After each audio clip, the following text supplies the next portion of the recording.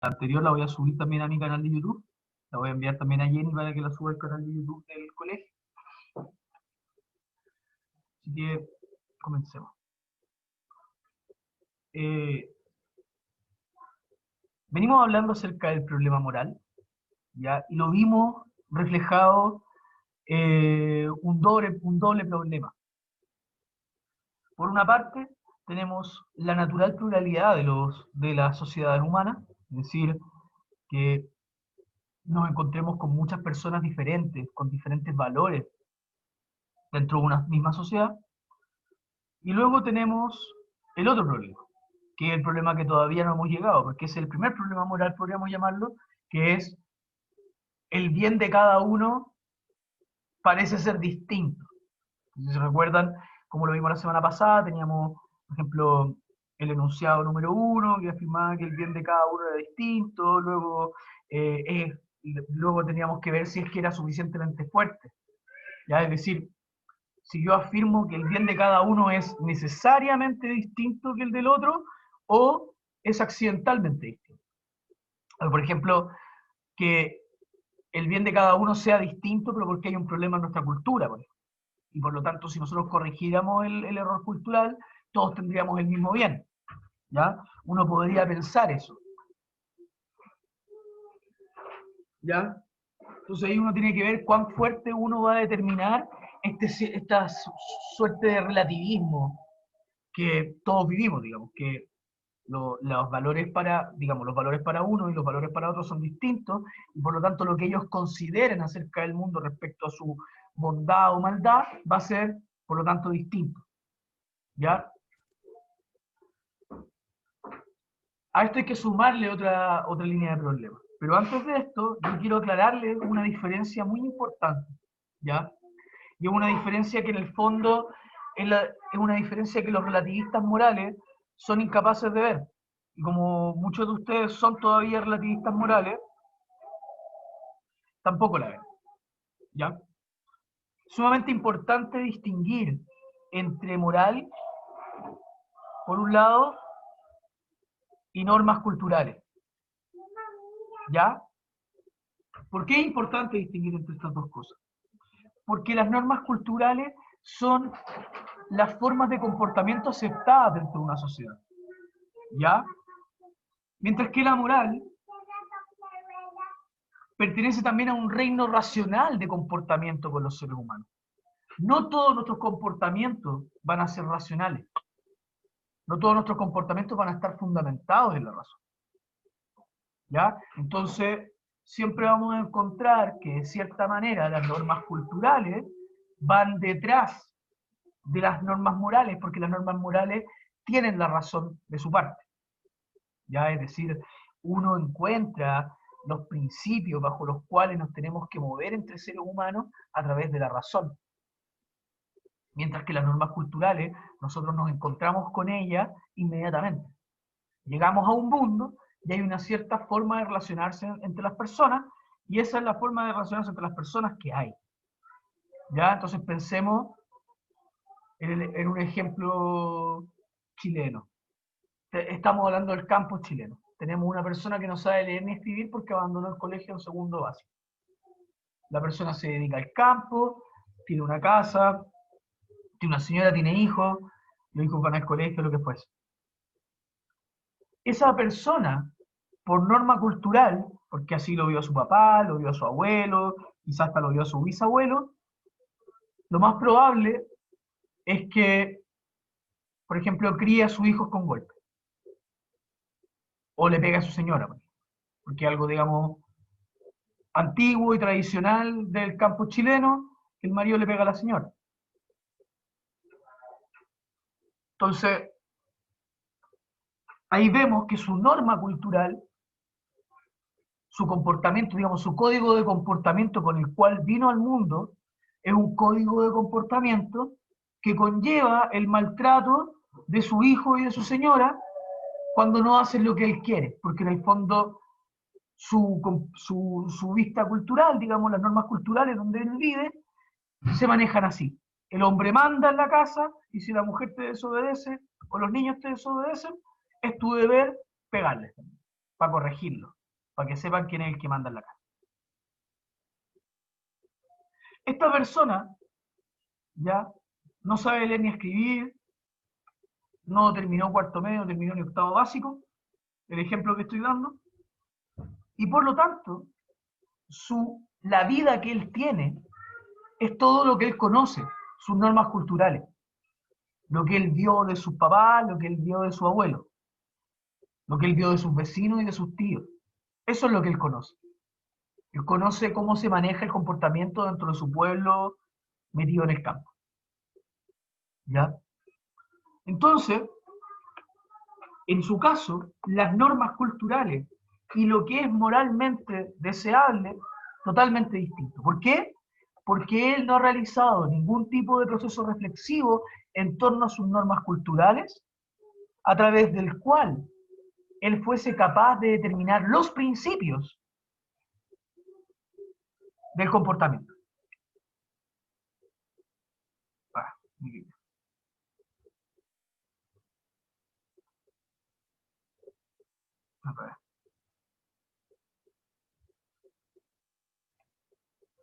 ¿Ya? Esto es sumamente importante. La moral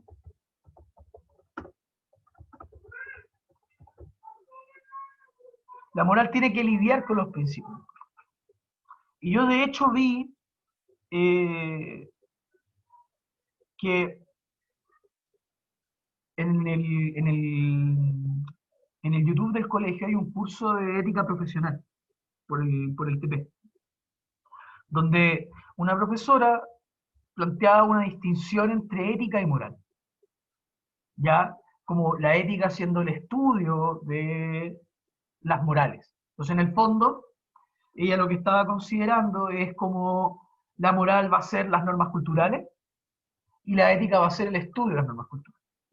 Yo diría que a pesar de que esa distinción está bien y es una distinción, digamos, correcta, uno podría agregarle otra capa de distinción a esa distinción, donde uno dice moral son los principios, o perdón, los comportamientos deseables que obtenemos a través de la razón.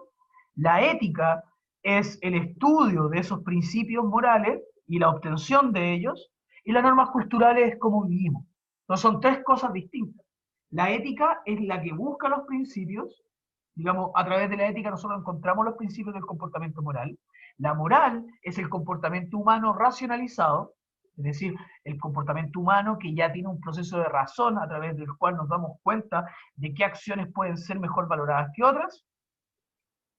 Y el otro punto serían las normas culturales, que es donde nacemos y los valores y los comportamientos que consideramos deseables respecto de donde nacemos, sin ningún tipo de proceso racional. Como en el caso de este campesino que le estaba comentando que no sabe leer ni escribir. ¿Ya? Entonces, la filosofía podría ser ética y moral. ¿En qué sentido? Hace ética en el sentido de que busca los principios del comportamiento humano, es decir, qué comportamiento van más de acuerdo con nuestra naturaleza, con nuestra esencia, lo que puede ser, y luego ver cómo podemos intentar aplicar esos comportamientos y cómo podemos pensarlos en comparación con los comportamientos inmediatos que nos da la tradición. ¿Ya? Entonces, en el fondo, la filosofía también nos plantea un reino de utopía de la normatividad, de utopía de la norma. ¿En qué sentido? En el sentido que tenemos las normas culturales, que son las badas, las que estamos inmersos en ellas, mientras que la moral nos pondría como una cierta vara, un cierto, digamos, un cierto horizonte, un cierto objetivo de lo que se deberían transformar nuestras normas culturales. ¿Ya? Entonces, en el fondo, tenemos, por ejemplo, a este hombre que siempre ha visto que se golpea a las mujeres y se golpea a los hijos, porque el hombre es el que manda en la casa, y por lo tanto, cuando nosotros chocamos sus normas culturales con una racionalización de los comportamientos, lo que nos damos cuenta es que los comportamientos racionalizados nunca vamos a poder valorarlos como lo mismo. ¿Por qué? Porque en el fondo, cuando yo racionalizo ese comportamiento, yo podría preguntarme, ¿por qué el hombre tiene que mandar en la casa?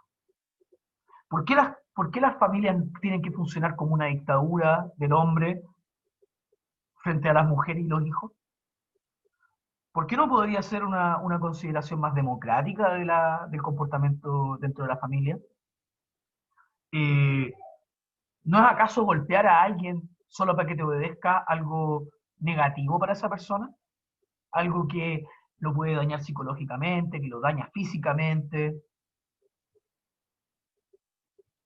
Entonces yo me puedo poner a reflexionar en torno a las consecuencias de ese comportamiento que la norma cultural permite. Y lo que me voy a dar cuenta es que muchas normas culturales en las cuales nos movemos son totalmente dañinas o, en su caso, eh, estúpidas. No tienen sentido alguno. ¿Ya? Piensen, por ejemplo, en la defensa del piropo que se realizó hace un tiempo. Decían, no, es que es tradicional de la picardía del chileno. Tradicional de Chile el piropo en la calle. O sea, en el fondo estaban justificando el acoso callejero, es decir, que a una mujer se le pueda decir cualquier cosa en la calle, como que ella, digamos, tenga que aceptarlo nomás porque es mujer nomás, sin ningún tipo de repercusión para el que está realizando esa acción. Cuando muchas veces la pregunta ahí sería, ¿por qué alguien me tiene que dirigir la palabra en la calle? ¿Por qué alguien tiene que hablar sobre mi aspecto en la calle si no lo conozco y no me interesa? Entonces, el punto ahí no es que, ay, que son tan terribles las personas que dicen piropos, no, sino el punto. El punto es que hay muchas personas que les molesta el piropo. Y la cuestión no es que todas esas personas tengan que ir a la cárcel o no. El punto es que a la persona que le molesta tenga la posibilidad de denunciar a esa persona, porque esa persona va a seguir con ese comportamiento hasta que tenga algún tipo de consecuencia nefasta por él. Y en el fondo, ¿cómo se justificaba? En la tradición, la picardía del chileno. Es importante para mantener la picardía del chileno el poder decir piropo en la calle sin tener multa. Entonces, ahí están confundiendo, por una parte, las normas culturales con un proceso de racionalización del comportamiento, donde nosotros decimos, ya, perfecto, pero ¿por qué tenéis que hacer eso? ¿Qué te importa a ti andar diciéndole a la gente en la calle lo que pensáis sobre su aspecto? ¿Qué le importa a la persona que le estáis diciendo algo sobre su aspecto? Y de hecho jugar con alguna doble vara, porque podría tener un efecto positivo y que la persona se sienta bien, lo cual, psicológicamente hablando, y como lo han explicado los psicólogos y la ciencia, no es el caso, digamos, las mujeres, la mayor cantidad de mujeres no se sienten felices de recibir un piropo, de hecho se sienten acosadas, se sienten con más miedo, etcétera. O sea que el efecto es negativo, digamos, para la persona que lo recibe, pero supuestamente, aunque fuese positivo, la pregunta sigue siendo, ¿por qué? ¿Por qué tenéis que hacerlo? ¿Ya? Entonces ahí también nosotros tenemos que distinguir entre la moral como un reino de comportamiento racionalizado, como un reino donde el comportamiento está cuestionado, donde un reino donde el comportamiento está sopesado en comparaciones, etcétera, con el derecho también. Son dos cosas distintas. No es lo mismo la ley que la moral, y eso lo vimos desde el principio. Es decir, puede haber leyes inmorales, puede haber leyes malas, puede haber leyes que dañan, ¿ya? Que dañan la libertad de los individuos, etc. Entonces, eso es lo primero que tenemos que entender. No seamos como el relativista moral, que va a considerar que las normas culturales y la moral son lo mismo. Nosotros no lo vamos a considerar de ahora en adelante lo mismo, porque el relativista moral cree que la persona está justificada a actuar de la manera que lo hace, porque así está criado y así está determinado a actuar. Y por lo tanto, ninguna moral vale más que la otra, porque como ninguna moral vale más, o sea, eh, como todos estamos determinados a actuar de una determinada manera por nuestro contexto, nada es más valioso que nada. Entonces, si hay una cultura que le corta las manos a las mujeres porque son infieles al marido, No podemos decir nada, ni podemos evaluarlo moralmente, porque en el fondo es su cultura y es como él lo practica. ¿Ya? Esa postura de relativista moral es sumamente inmoral, es sumamente nefasta, porque en el fondo para él no hay una evaluación objetiva de lo que ocurre. Y yo no estoy diciendo que los filósofos hayamos logrado encontrar las tablas del bien y del mal. Lo que logramos los filósofos es descubrir que es diferente que algo se haga y se practique a través del tiempo a que algo sea correcto de realizar, a que algo tenga sentido de ser realizado, a que algo tenga buenos motivos para ser realizado. Una cosa es la racionalización del comportamiento que realiza la filosofía digamos, y que se postula como moral, y otra cosa son las normas culturales bajo las cuales se mueven. Uno puede jugar, y acuérdense que los términos dan lo mismo, o sea, yo le puedo poner al mar, le puedo haber puesto árbol, y el mar no cambiaría, entonces en vez de decir el azul del mar, diría solamente el azul del árbol, por ejemplo, porque da lo mismo los términos que uno le ponga a los objetos, lo importante es lo que esos términos significan. Entonces, yo voy a distinguir ahora, y espero que ustedes en el futuro también puedan ser capaces de distinguirlo, entre ética, como aquella disciplina que busca los principios del comportamiento, la moral, como aquella, digamos, como aquello que sería el reino donde encontramos los comportamientos racionalizados, y luego las normas culturales. Y por otra parte el derecho, que es el uso de fuerza para imponer un cierto comportamiento racionalizado. Entonces, el derecho con la moral tienen algo en común, y es que son comportamientos racionalizados. El problema es que en la moral, el comportamiento es racionalizado con el fin de ser racionalizado, mientras que en el derecho el comportamiento es racionalizado con el fin del control. ¿Ya? Y es decir, de la paz social, de la tranquilidad social, lo que fuese. ¿Ya? Entonces ahora vamos a pasar a los malentendidos que ocurrieron en la lectura de Nietzsche. ¿Ya? Muchos de ustedes, cuando leyeron el texto de Nietzsche, el parágrafo primero de la Gaia Ciencia, me escribieron que para Nietzsche el bien era la conservación de la especie. Y está bien, muchos de ustedes tuvieron interpretaciones muy jugadas y los felicito, bien redactadas, nada que decir en muchas de las posturas. Solamente que tengan más cuidado con la lectura y lean bien lo que está diciendo el autor. Intenten entender bien y sean atentos en ello. Cuando escriban una interpretación, intenten después de escribir esa interpretación releer el texto para ver si es que aquello que están interpretando realmente es así. Y eso de hecho también les sirve para la PSU. Cuando ustedes hagan la PSU, leen la pregunta, responden y después vuelven a leer la pregunta. Perdón, la PTU ahora. Leen la pregunta, responden y después vuelven a leer la pregunta para estar seguros de que esa es la respuesta. Se hace el proceso, digamos, por los dos lados. Se parte de la pregunta a la respuesta y después de la respuesta se vuelve a la pregunta. Para ver si es que la respuesta está bien adecuada a lo que está preguntando la pregunta. Entonces, lo mismo en un texto cuando uno interpreta. Usted lee el texto, escribe su respuesta, vuelve a leer el texto para ver si es que esa interpretación es correcta. Entonces yo lo que vi, por ejemplo, en muchas de esas interpretaciones fue que no hubo una vuelta al texto. Fue leer el texto, responder, estamos listos. Intenten volver al texto. Les va a permitir agarrar con más profundidad lo que está diciendo el autor. Entonces, para Nietzsche, el punto ya de los enunciados morales, y acá viene también digamos, la aclaración, un enunciado moral significa una oración acerca del comportamiento racionalizado. Por ejemplo, que este hombre que venimos hablando desde antes, el ejemplo que vengo dando de este hombre que vive en el campo, que no sabe leer ni escribir, que golpea a la señora y golpea a los hijos, yo puedo decir, el comportamiento de ese hombre, desde una perspectiva moral, está mal. Está dañando a su hijo, está dañando a su familia, uno podría decir, y al mismo tiempo tiene una actitud acrítica frente a su acción y cree que está bien realizarla. ¿Ya?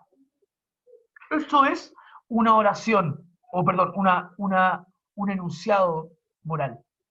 Es un enunciado que va a valorar un cierto tipo de acción de una determinada manera. Va a valorarla como buena o como mala. ¿Ya? Entonces Nietzsche, ¿qué es lo que nos dice? Nietzsche nos dice que los enunciados morales, es decir, aquellas cosas que las personas consideran buenas o malas, son aquellas cosas que ellos consideran benéficas o maléficas. ¿Ya? Es decir, aquellas cosas que hacen bien, benéficas, o aquellas cosas que hacen mal, maléficas. Entonces, por una parte, ¿cuál es el problema de eso? El problema de eso es que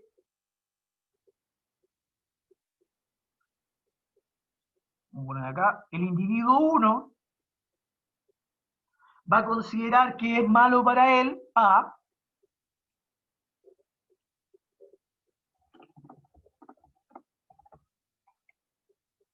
y va a considerar que B es bueno para él. Mientras que el individuo 2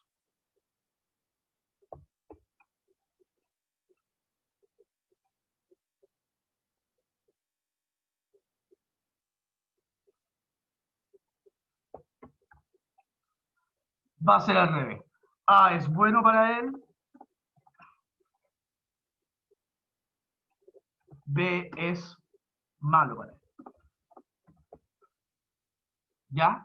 Entonces lo que dice Nietzsche de cierta manera es que los enunciados acerca del bien y el mal, los enunciados morales, son relativos a aquel que vive la situación. Entonces, para la señora Juanita, es bueno que no la asalten en el puesto de la micro, mientras que para el delincuente es bueno asaltar a la señora Juanita porque está desprotegida en la micro. O, digamos, ¿cómo se llama? La estación, el paradero. ¿Ya? Entonces lo que dice Nietzsche, de cierta manera, es que el bien y el mal, considerados así, son insuficientes para hablar acerca del comportamiento humano. Y él lo que propone es el instinto de la conservación de la especie para leer el comportamiento humano. Dice, en vez de leer el comportamiento humano a través de la moral, que nos va a plantear buenos y malos, va a decir, este comportamiento es bueno, este comportamiento es malo, mejor leer el comportamiento humano a través del prisma del instinto de conservación de la especie.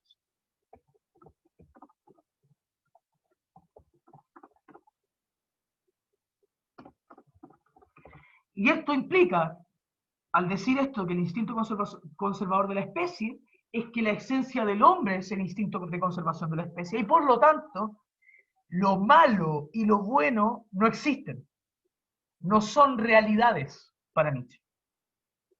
No existe el mundo moral, no existe el mundo como les estaba describiendo, del comportamiento racionalizado, porque en realidad no hay comportamiento racionalizado. Lo que hay son valoraciones individuales que están todas sirviendo al propósito de la conservación de la especie. Y los seres humanos, y él dice claramente esto, ya no hay nadie que sea capaz de verdad de ser un enemigo de la humanidad. Ni Hitler para Nietzsche habría sido un enemigo de la humanidad. Ni Pinochet, ni Fujimori, ni Videla en Argentina. Todos estos asesinos a través del Estado que hacen matanzas y hacen cosas terribles, serían para Nietzsche parte de la economía de la vida. Es decir, ellos hacen que en el fondo se generen reacciones a través de su actuar que en el fondo mantienen a la humanidad como en este círculo de vida derrochadora. Y él dice, la economía de la vida es irracional, es costosa, es derrochadora, no tiene sentido, pero mantiene a los seres humanos con vida. Entonces, él de principio no dice que sea imposible que encontremos una mejor forma de conservar la especie. Lo que él dice es que hasta ahora nuestra forma de conservar la especie ha sido esta, la economía derrochadora, donde hasta el ser que uno podría pensar que es más dañino, en realidad nunca va a dañar a la especie, sino que la está fortaleciendo. Hitler, Pinochet, Franco, etc. todos esos seres estarían fortaleciendo a la humanidad a través de su actuar.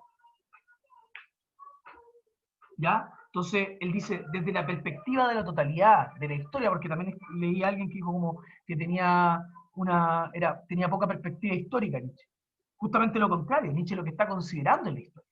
Está considerando que la historia es pura violencia. Está considerando que la historia es pura matanza. Y uno, es cosa de abrir los libros, pues. Se encuentran dos pueblos, lo primero que hacen, matarse. Entonces, el punto ahí de Nietzsche es, ¿cómo no negamos nuestra propia naturaleza, nuestra propia historia? Entonces él dice, a través de un principio, que no plantea la guerra como mala, sino la guerra como necesaria para la conservación de la especie. Que no plantee al santo, como aquel que vive en paz o no le hace daño a nadie, como bueno porque, digamos, es solamente otro mecanismo bajo el cual la especie se mantiene. Entonces, para Nietzsche, el punto es que el bien y el mal no tienen sentido dentro de una explicación. Él es un determinista fuerte. ¿Ya? Y ahora llegamos al próximo paso que tenemos que hacer. Si están muy mareados, pregúntenme algo, chiquillos, nomás.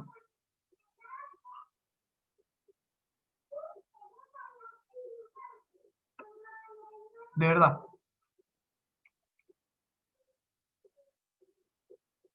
¿Hay alguna duda hasta ahora? ¿Alguna duda importante? ¿Alguna consideración?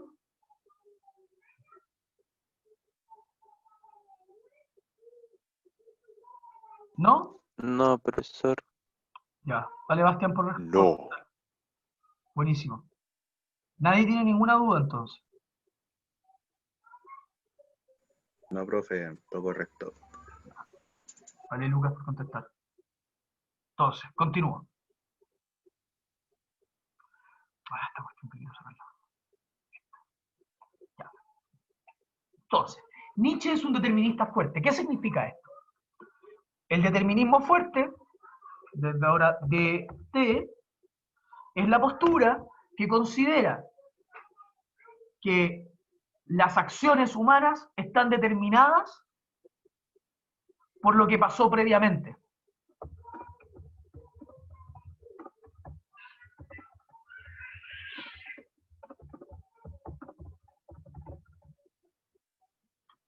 Perdón.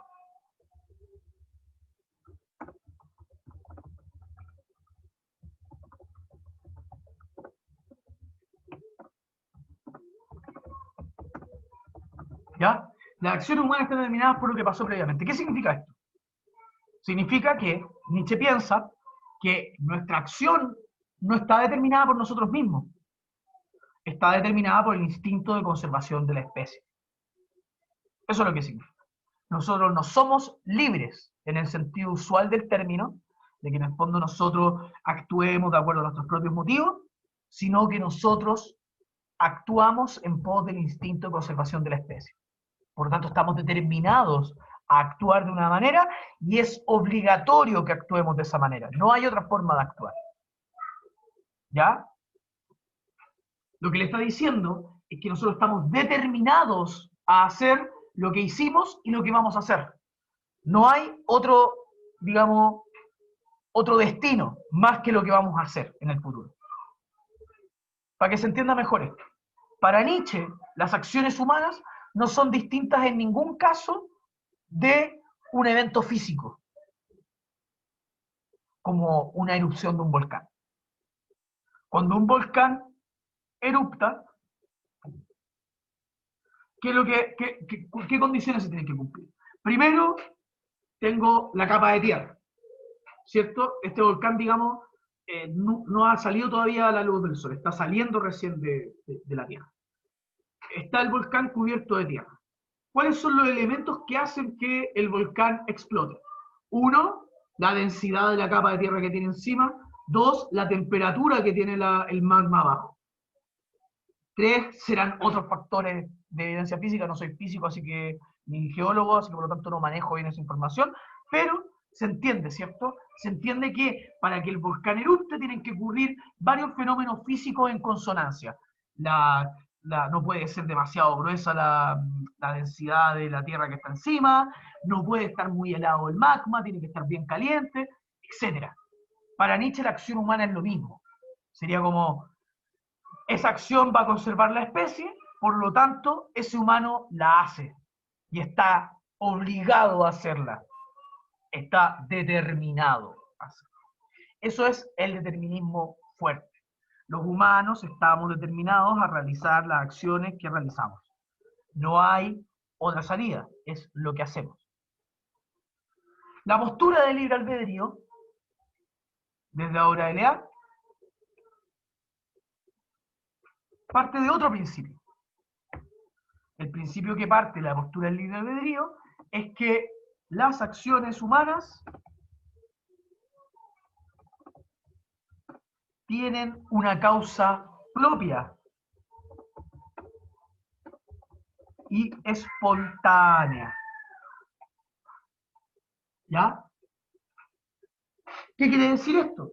Que lo que afirman los que creen en el libre albedrío, afirman que las acciones humanas, lo que nosotros realizamos, está determinado solamente por nosotros mismos.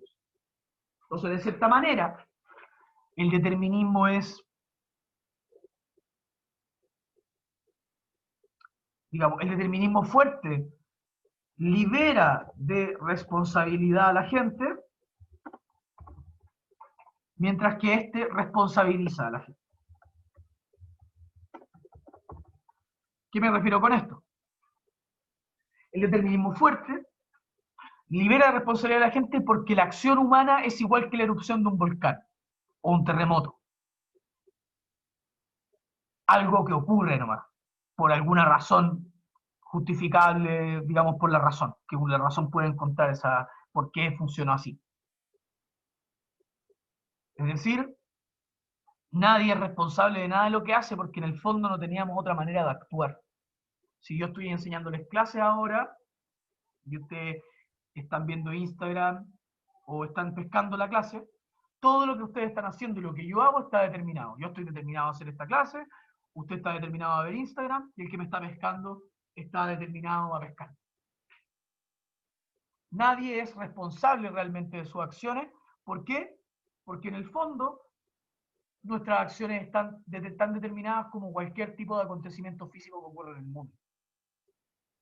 Nuestras acciones son como los terremotos. No le podemos echar la culpa a nadie. Si un terremoto llega y se echa todo Santiago, ¿a quién le vamos a echar la culpa? ¿Quién sería el culpable del terremoto? Nadie. La naturaleza. ¿Ya? Para Nietzsche, la acción humana tiene este mismo tipo de categoría. Y por eso recuerden muy bien que Nietzsche empieza a hablar de la risa. Cuando tú decís, realmente, estás leyendo el texto, y te dices, ¿por qué te estás hablando de la risa? Y claro, ¿por qué habla de la risa? Porque en el fondo nosotros deberíamos burlarnos de nuestras propias acciones, porque nosotros no somos los agentes realmente de esas acciones. No hay responsabilidad para mí. Uno se ríe nomás porque en el fondo no soy responsable de lo que hice. Seré un asesino, seré un dictador, seré un santo. Todas esas acciones son igual de risibles porque al final, tú que te creías tan agente, tan libre, tan importante, en el fondo no eres nada y estáis operando solamente por lo que él llama la conservación de la especie. Entonces, el determinismo fuerte o el... ¿Por qué le puse DT? Bueno, da lo mismo. Determinismo fuerte sería DF. Las acciones humanas están determinadas y por lo tanto liberan de responsabilidad a la gente. Mientras que el libre albedrío, la acción humana tiene una causa propia y espontánea y por lo tanto el agente que realiza una acción es responsable de la acción que realizó.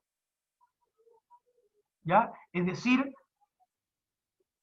para el que cree en el libre albedrío, nosotros los humanos decidimos y elegimos cursos de acción que podemos tomar. Por ejemplo, hoy día me levanté y me tomé una leche con café y le eché Milo.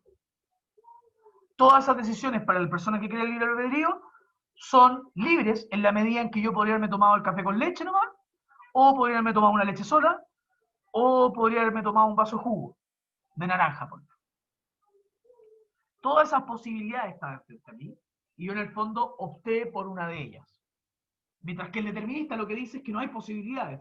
Yo estaba determinado a tomarme el café con leche y vino. ¿Ya? Sumamente importante esta distinción, de verdad, porque lo que se nos viene en el futuro, ahora para las clases de octubre, es el bien, la virtud y la felicidad. Y esas cosas solamente las podemos considerar, tanto el bien, la virtud y la felicidad, a la base de entender la contraposición entre el determinismo fuerte y el libre albedrío. ¿Por qué? Porque bajo el determinismo fuerte, la virtud, la felicidad y el bien no tienen mucho sentido de ser habladas. Mientras que en las posturas de libre albedrío y en las posturas intermedias, sí podemos empezar a hablar de la felicidad, del bien y de la virtud. ¿Ya? Adiós, hijo.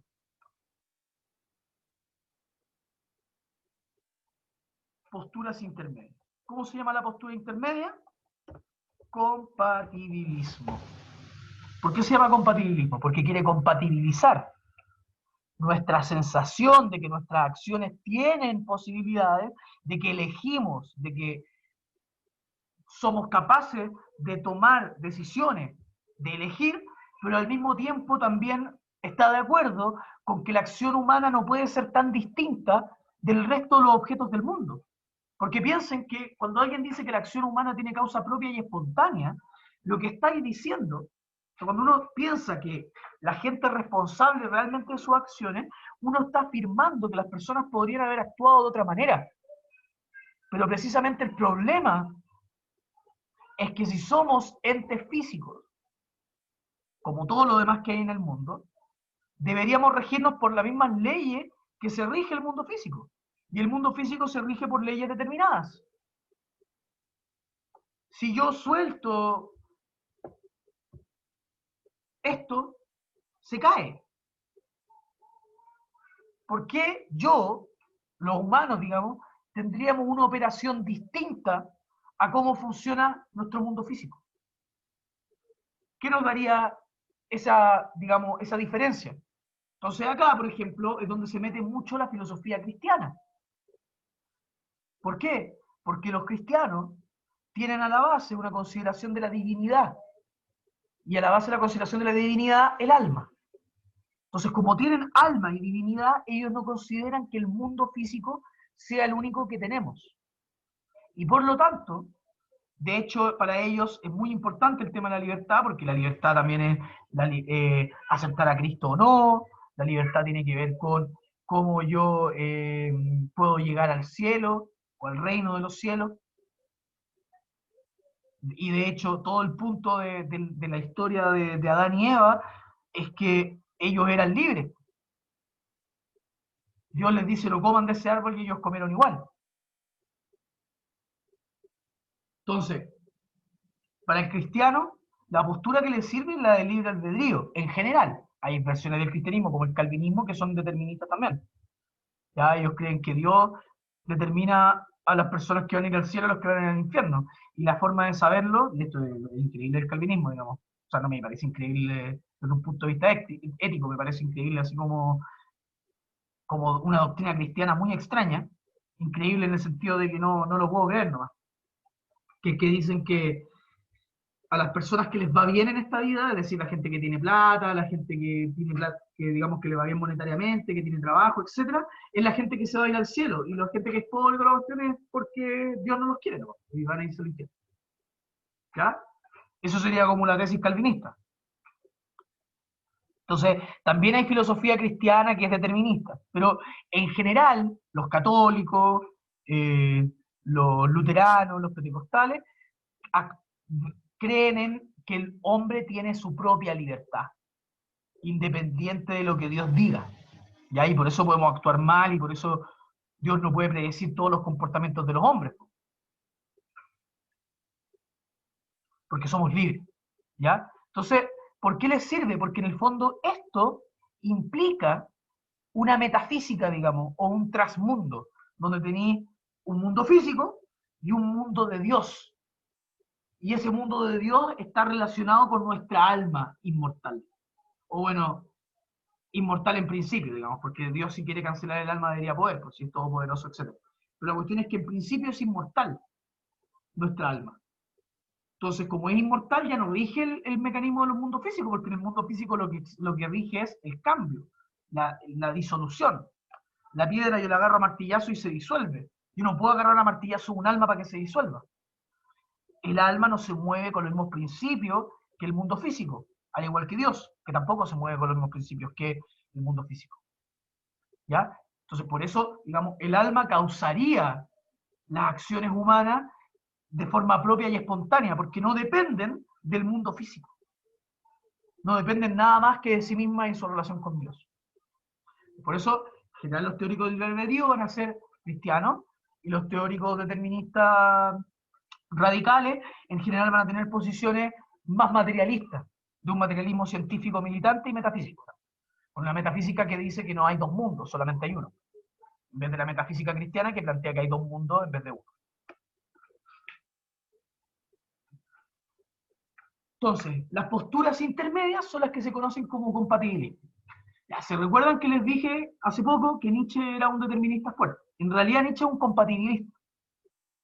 ¿Ya? Pero es muy complicado el compatibilismo de Nietzsche, así que vamos a trabajar otro compatibilismo. Es para que después, no sé, si es que en algún momento de su vida llegan a decir que el profe les dijo que Nietzsche es un determinista fuerte, y alguien le dice, no, es que no es así, es un compatibilista. Digamos que para que lo sepan, ¿ya? Voy a ocupar una postura compatibilista más simple. Esta postura le pertenece a una filósofa norteamericana de apellido Peacock, no me acuerdo su nombre, creo que es Catherine Peacock, pero da lo mismo. Después por último se los digo por el, ¿cómo se llama esta cuestión? Por la página de Classroom o lo que sea. La postura compatibilista dice que la pregunta, por lo menos la postura de esta mujer, no es si se es libre o no. El punto es si se tiene control sobre la acción. ¿Ya? Para esto vamos a hacer de nuevo otro ejemplo. Yo sé que hay mucho ejemplo de repente en esta clase, pero es importante, nos sirve.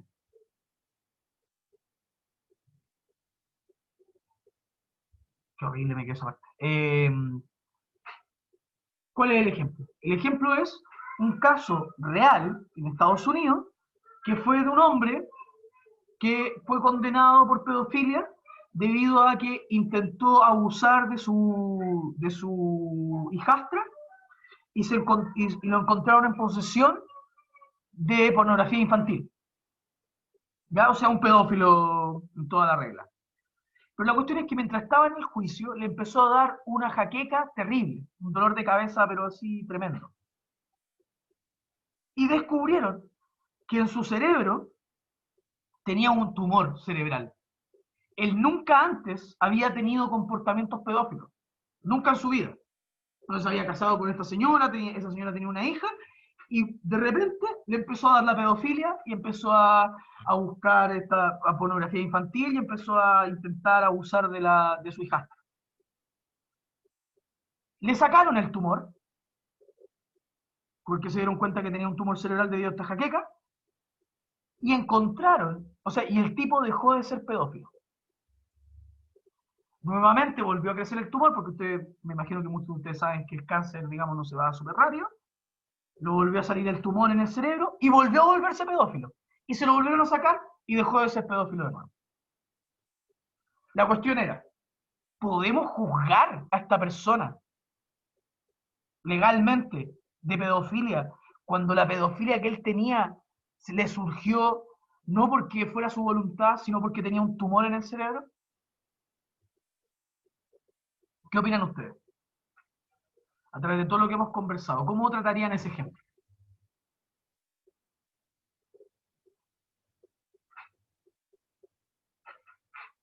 Bueno, que nos quedan como 7 minutos para terminar la clase.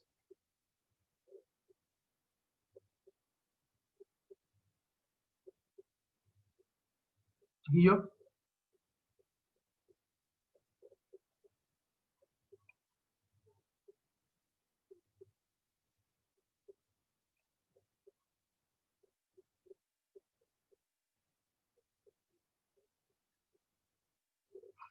no, pues chiquillos, ¿tendrían que juzgarlo como pedófilo o no? ¿Era pedófilo o no? ¿O era y no era pedófilo? ¿Deberían haberlo metido en la cárcel o no?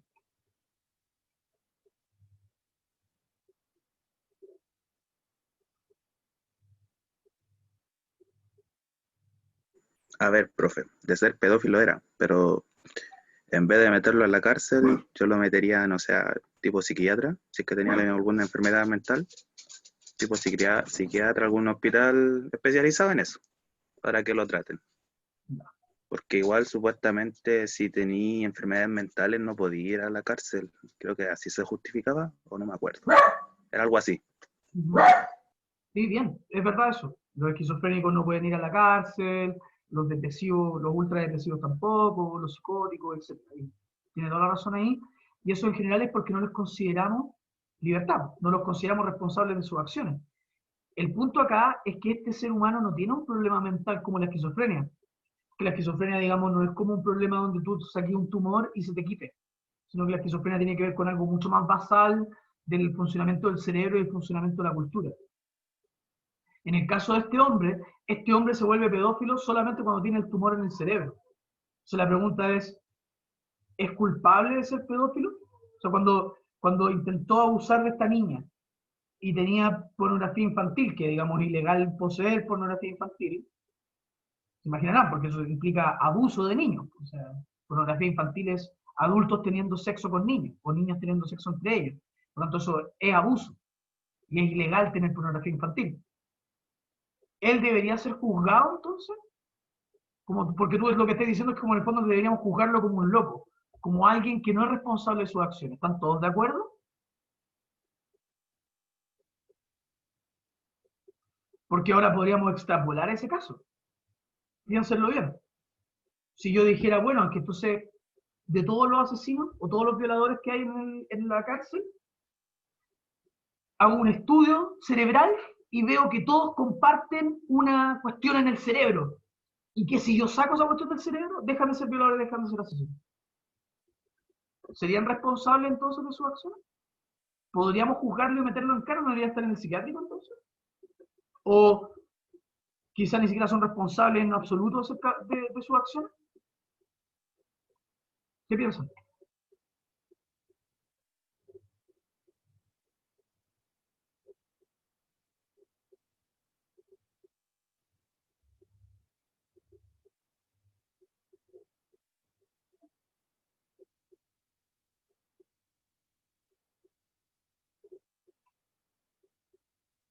No, pues chiquillos.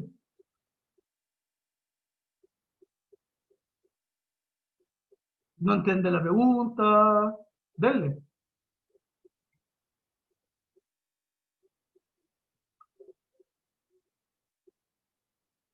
Profe, Van a hacerla. Dígame. ¿puedo repetir la pregunta, por favor? Ah, ya. Que, disculpe, Benjamín, ¿entendió el caso, cierto? El de este hombre que se vuelve pedófilo por el tumor. Sí, sí, sí lo entendí. Ya, bacán. Entonces, lo que le estoy diciendo yo ahora es que imagínense si es que todas las personas que estuvieran en la cárcel por asesinato o por violación, también fuera una cuestión cerebral. ¿Ya? Es decir, de la misma manera que este hombre se volvía pedófilo por el tumor que tenía en el cerebro, toda la gente que es asesina y es violadora, en realidad es porque tiene una malformación en el cerebro. Nacieron de esa manera. Nacieron de esa manera y por lo tanto uno podría, no sé, corregir el desperfecto del cerebro y esas personas podrían salir en libertad sin matar a nadie. ¿Usted estaría de acuerdo con que personas que, no sé, han matado a 5 personas, han matado niñas, han descuartizado, han violado niñas, o han violado a hombres, o han violado gente, lo que sea, saliera de la cárcel porque descubriésemos que era un defecto cerebral lo que estaba ocurriendo en ellos?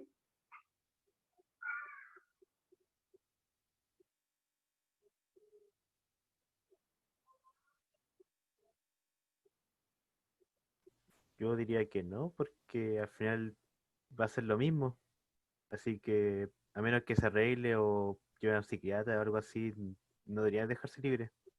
No, Hasta que claro, se pero te digo así confirme que... como hay una Claro. cirugía que perfectamente remueve esa parte del cerebro que estaba desperfecta y te deja seres humanos totalmente funcionales, que nunca más van a matar, nunca más van a violar a nadie. ¿Habría que liberarlos entonces, a pesar de que hayan cometido atrocidades gigantescas en su vida? Es que el acto ya se hizo, así que debería cumplir la condena que se impuso ante ellos. Ya, pero imagínense, piense en este caso, a usted le pasa algo así. Usted por alguna razón cerebral, la piense, no sé, tomó agua de la llave y el agua de la llave justo venía con un químico que le cambió los patrones neuronales y usted termina, no sé, matando a su papá y violando a su mamá. Horrible, un acto atroz, digamos. Pero por ese lapso de tiempo, y no sé, pasan después 24 horas y se vuelven a ordenar bien las neuronas y usted se da cuenta de la acción que acaba de cometer y usted mismo se denuncia a Carabineros. Va y dice, saben que maté a mi papá y la cuestión, pero yo no me pude controlar, de verdad, no tengo recuerdos claros de lo que ocurrió, lo que fuese. ¿Usted cree que usted debería ir a la cárcel por realizar esa acción que realizó? A pesar de que no fue usted directamente responsable de que esa acción ocurriera.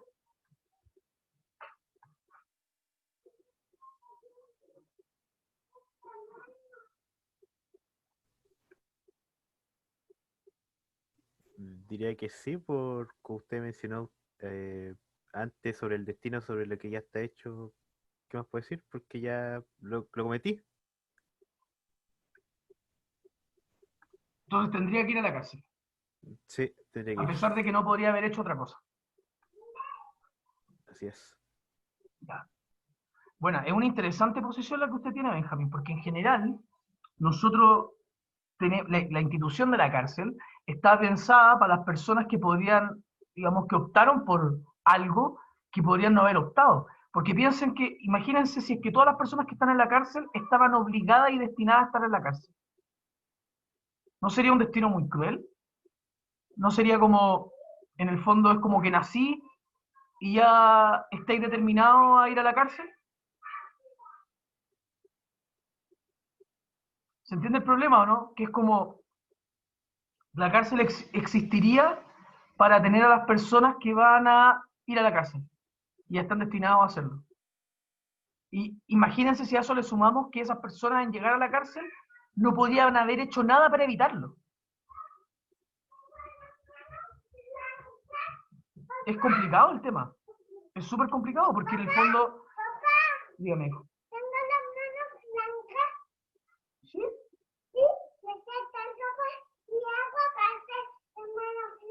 Ah, mira. Ya. Oh, huele a talco. No, disculpen, chiquillo. Entonces, el punto pareciera que la cárcel no es un lugar de destino para los seres humanos que tengan que ir a la cárcel predeterminadamente. Uno piensa que la cárcel puede reformar a las personas, que que uno a través, por ejemplo, de un sistema de educación pública bueno, podría lograr evitar que las personas vayan a la cárcel, como Holanda, Suecia, Finlandia, donde las cárceles se están vaciando y hay menos gente en la cárcel cada vez. ¿Cierto? Uno pensaría que eso sería posible, pero si hay personas que están determinadas a ir a la cárcel y, por ejemplo, por un desperfecto cerebral, estaríamos como, en el fondo, partiendo como sociedad de que hay personas que, digamos, por naturaleza, digamos, están mal y que tienen que ser castigadas. Y ese es el punto. ¿Tiene sentido castigar? Es como que nosotros intentáramos castigar al volcán. ¿Tiene sentido castigar al volcán porque erupcionó? ¿Tiene sentido castigar a la Tierra porque hubo un terremoto? Si en el fondo no hay ningún tipo de responsabilidad de parte de lo que ocurrió. Ya. ¿Alguna duda para cerrar la clase? ¿Pregunta? No, profe, todo Una duda. bien. Lo No, correcto. profe. ¿Nada? Ah, en el chat aparece algo.